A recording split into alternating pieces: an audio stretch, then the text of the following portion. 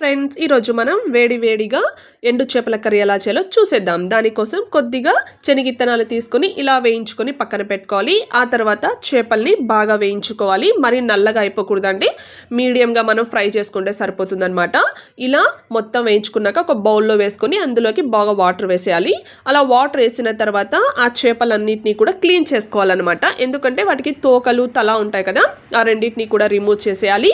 ఆ రిమూవ్ చేసాక దాని పైన ఉన్నటువంటి ఒక లేయర్ లాంటిది ఉంటుంది అనమాట. ఆ వేస్టేజ్ అంతా కూడా రిమూవ్ చేసేయాలి. ఇలా అన్నిటినీ కూడా మనము రెడీ చేసి పక్కన పెట్టేసుకోవాలి. చాలా హెల్తీ రెసిపీ, చాలా టేస్టీ రెసిపీ అండి. రాగి సంగట్లోకి చాలా బాగుంటుంది. ఒక్కసారి అయితే ట్రై చేసి చూసుకోండి. దాని రెసిపీ కోసం, టేస్ట్ కోసం ఇక్కడ నేనేం చేస్తున్నానంటే చిన్న ఎర్రగడ్డలు అంటారనమాట, ఆనియన్, వీటిని బాగా పొట్టు తీసేసి 1-2 సార్లు వాటర్లో బాగా క్లీన్ చేసేసి సగానికి ఇలా చిన్న చిన్న ముక్కల్లాగా కట్ చేసి పెట్టుకోవాలి. ఆ తర్వాత మనం ఇందాక క్లీన్ చేసి పెట్టుకున్నటువంటి చేపల్ని కూడా తీసి పక్కన వేసుకోవాలి. ఇప్పుడు దీని మసాలా దినుసులు చూసేద్దాం. ఇందాక వేయించి పెట్టుకున్నటువంటి శనగిత్తనాలు, కొద్దిగా ధనియాల పొడి, కారపొడి, దాంతోనే మనం పసుపు పొడి వేసి గ్రైండ్ చేసేసుకోవాలి. ఆ తర్వాత కొద్దిగా టమోటా, ఒక ఆనియన్ వరకు వేసేసుకొని కట్ చేసుకొని దాంట్లో మసాలా రెడీ చేసుకోవాలి ఇలాగా. ఆ తర్వాత మనము దీనికోసం కొద్దిగా చింతపండు నానబెట్టుకుందాం. ఇప్పుడు కర్రీ ఎలా చేయాలో చూసేద్దాం, వచ్చేయండి. ఫస్ట్ ఒక కుక్కర్ పెట్టేసుకొని అందులోకి కొద్దిగా ఆయిల్ వేసేసుకొని కొంచెం ఆవాలు, టమోటా, ఆనియన్, 1/2 టేబుల్ స్పూన్ వరకు మనము అల్లం వెల్లుల్లి పేస్ట్, కరివేపాకు, కొత్తిమీర అన్నీ వేసేసి, మరి డీప్ ఫ్రై అవసరం లేదండి. ఇలా కలిపెట్టిన తర్వాత ఇందాక రెడీ చేసుకున్న మసాలా మొత్తాన్ని కూడా ఇందులోకి వేసేసుకోవాలి. జస్ట్ 1 మినిట్ వరకు మొత్తం కూడా ఆయిల్లోనే మనం కలుపుతూ ఉండాలి.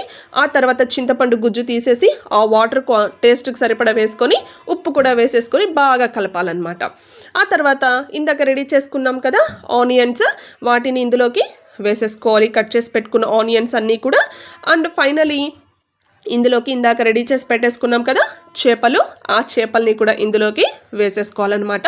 వేసేసుకొని మనకు ఎంత క్వాంటిటీ అవసరమో అంత మేరకు వాటర్ అనేది మనం వేసుకోవాలండి. మరీ పల్చగా పెట్టుకోకూడదు, టేస్ట్ అనేది సరిగ్గా రాదు. కొద్దిగా వాటర్ వేసుకుంటే సరిపోతుంది. జస్ట్ ఒక 2 విజిల్స్ పెట్టుకుంటే చాలండి.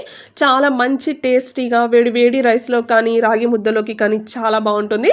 ఓల్డ్ రెసిపీ, రాయలసీమ రెసిపీ, చాలా బాగుంటుంది. ఒక్కసారి మీరు కూడా ట్రై చేసి చూడండి. ఇలాంటి మరికొన్ని వీడియోల కోసం మా ఛానల్ని మీ సపోర్ట్ చాలా అవసరం కాబట్టి లైక్ చేయండి, షేర్ చేయండి, సబ్స్క్రైబ్ కూడా చేసుకోండి.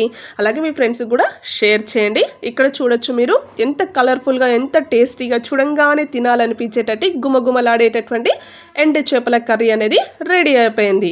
చూడండి చేపలు కూడా ఎంత కలర్ఫుల్గా మనకు కనిపిస్తున్నాయో. రెస్టారెంట్ ఎక్కడ